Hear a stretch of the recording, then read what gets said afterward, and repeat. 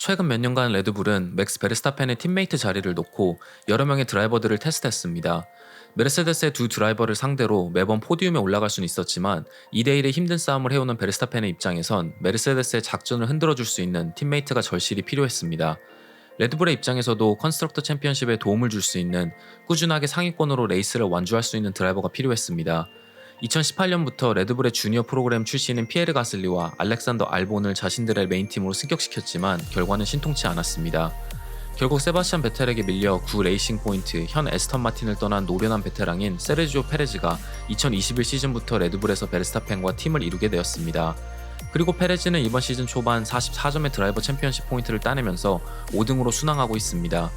베르스타펜의 매우 뛰어난 페이스와 페레즈의 꾸준함에 힘입어 레드불도 컨스트럭터 챔피언십에서 메르세데스를 제치고 1등을 차지하고 있는 가운데, 또 한 명의 레드불 프로그램의 드라이버의 다음 시즌 거취에 많은 관심이 쏠리고 있습니다. 넷플릭스 다큐멘터리에서도 매우 중요하게 다뤄졌던 피에르 가슬리의 다음 시즌 행보를 많은 사람들이 궁금해하는 와중에, 시즌 초반부터 레드불 드라이버 프로그램 최고 담당자인 헬무트 마르코의 발언이 많은 논란을 생성해냈습니다. 2021 시즌 개막전이었던 바레인 그랑프리 퀄리파잉에서 가슬리는 5등이라는 훌륭한 성적을 냈습니다.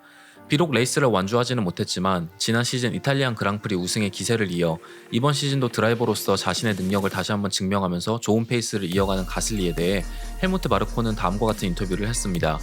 바레인 그랑프리 퀄리파잉이 끝난 직후 가슬리의 페이스에 대해 마르코는, 난 아마 베르스타펜이 가슬리와 같은 차를 탔더라면 가슬리보다 0.2초에서 0.3초 더 빨랐을 거라 생각한다.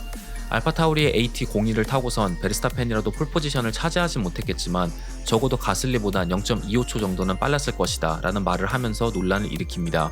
리카르도와 부딪히며 포인트권에서 멀어졌고 결국 레이스를 완주하지 못한 가슬리에 비해 알파타우리의 루키 드라이버인 유키 치노다는 페르난도 알론소와 랜스 스트롤을 제치면서 9등으로 포인트를 획득하고 자신의 데뷔 레이스를 훌륭하게 완주해냈습니다. 이에 대해 마르코는, 치노다는 진흙 속에 있는 다이아몬드와도 같다. 너무 빨리 그를 레드불의 메인팀으로 승격시키면서 부담을 주고 싶지 않다. 그의 발전 상태를 천천히 주시하면서 다른 결정들을 내릴 것이다. 츠노다가 자신의 방식대로 차의 페이스를 끌어내는 걸 보면 정말 엄청난다는 것을 알 수 있다. 그는 굉장히 카리스마 있는 드라이버이고 우린 그를 레드불 프로그램의 드라이버 중 한 명으로 보유했다는 것에 대해 매우 만족한다 라는 말을 합니다. 마르코의 인터뷰에 대해 가슬리는, 매우 간단한 문제이다. 난 마르코가 말한 가상의 시나리오 따위는 내게 중요하지 않다. 중요한 건 이번 바레인에서의 퀄리파잉이 알파타우리 팀 역사상 가장 좋은 퀄리파잉 기록이었다는 것이다. 그리고 이로써 알 수 있는 사실은 난 나에게 매우 빠른 차가 주어진다면 충분히 결과를 낼 수 있다는 사실이다.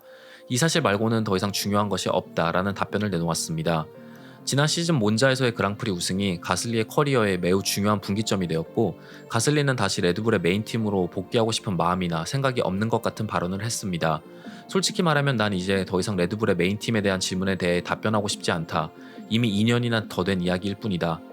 마르코와 계속된 불화설 때문에 혹시 가슬리가 레드불의 프로그램을 떠나 다른 팀으로 이적할 수도 있다는 루머가 계속되는 가운데, 가슬리는 알파타우리의 다음 시즌에도 남는 것에 대해 긍정적인 답변을 내놨습니다. 남지 않을 이유가 있는가? F1에서 내가 이루고 싶은 최종 목표는 단 하나다. 챔피언십을 우승하는 것이고 난 그것을 이루기 위해 최선을 다하고 있다. 우린 팀으로서 이 목표를 위해 장기적으로 노력하고 있고, 지금은 레드불이나 메르세데스와 경쟁하기에는 무리가 있지만 우리가 여태까지 축적한 노하우와 그리고 자금 규모가 더욱더 발전한다면 왜 불가능할 것이라 생각하는가 라는 인터뷰를 했습니다. 바레인 그랑프리가 끝나고 한 달 정도 헬무트 마르코와 피에르 가슬리는 서로를 직접적으로 인터뷰에서 언급한 적이 없었습니다. 하지만 모나코 그랑프리가 끝나고 마르코는 오토모토 스포츠와 진행된 인터뷰에서 베르스타펜과 페레즈의 퀄리파잉에서의 페이스 차이에 대해서 설명해달라는 질문에 다음과 같은 대답을 하면서 다시 한번 가슬리를 언급합니다. 페레즈는 계속해서 발전하고 있다. 페레즈는 자신의 차를 완전히 바꿔가면서 자신에게 맞추려 하지 않는다. 가슬리가 그랬던 것처럼 말이다. 그 대신 페레즈는 베르스타펜을 주시하면서 그의 랩이나 셋업을 분석하고 자신이 어떻게 더 발전할 수 있는가를 고민한다 라는 말을 합니다. F1에서는 흔치 않은 두 개의 팀을 운영하면서 자신들의 드라이버 프로그램에 소속되어 있는 젊은 드라이버들을 양성하고 있는 레드불이 과연 다음 시즌에도 이미 공개적으로 관계가 많이 악화되어 있는, 그리고 이미 그랑프리 우승이라는 결과를 낸 25살의 가슬리와의 계약을 연장시켜 이어나갈지, 아니면 가슬리가 다른 팀으로 이적할지 지켜보면서 이번 영상을 마치도록 하겠습니다. 시청해주셔서 정말 감사합니다.